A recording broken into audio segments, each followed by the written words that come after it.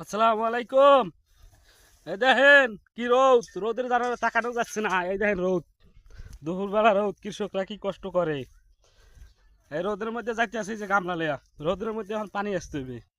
এক গেরা কেদা, আরে কি কষ্ট। এই কষ্ট যারা করে কৃষকরা, হ্যাঁ, কিন্তু ন্যায্য মূল্য কৃষকরা কখনো পায় না, তাদেরকে দেওয়া হয় না। তারা শুধু পরিশ্রমই করে দেশের জন্য। দেখেন তো একটা কৃষক কোটি কোটি টাকার মালিক এখন হয়েছে? কখনোই হয় নাই।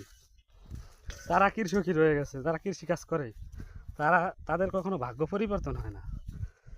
পরিবর্তন হয় কাদের জানেন? যারা এসি রুমে থাকে তাদেরই ভাগ্য পরিবর্তন হয়। কিন্তু আমরা কৃষক যারা আছি, আমাদের কখনো ভাগ্য পরিবর্তন হয় না। এই কারণে এই ভিডিওটা করলাম, যে সত্য কথা বললাম, কখনো কৃষকের ভাগ্য পরিবর্তন হয় না। কৃষকরা শুধু পরিশ্রম করে, কাদার মধ্যে, বৃষ্টির মধ্যে, রৌদ্রের মধ্যে পরিশ্রমই করে। আর যারা এসি রুমে থাকে তাদের হয় হলো যে ভাগ্য পরিবর্তন।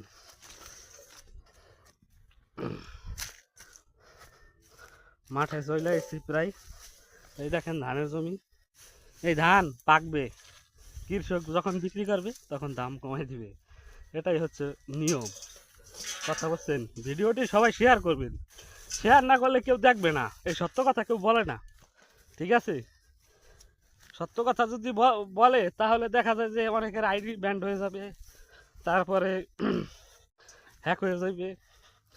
উচিত কথা কইলে বোঝেন নাই? এটি তো ব্যান্ড করবে কারা জানেন? যারা এসি রুমে থাকবে তারাই আইডি ব্যান্ড করে, ঠিক আছে? এ দেখেন, ওই দিন পানি দিয়ে গেছিলাম, এই দেখেন পানি শুকাই গেছে, অল্প অল্প আছে পানি, তারপরও পানি দেওয়া লাগবে। আল্লাহ,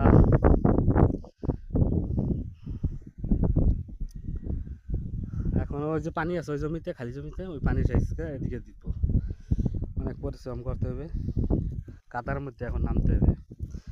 সবাই ভিডিওটি বেশি বেশি শেয়ার করবেন, লাইক করবেন, কমেন্ট করবেন, সবাই সাপোর্ট দিবেন। সাপোর্ট না দিলে আমার ক্ষমতা নাই যে আমি এই ভিডিও ভাইরাল হবে।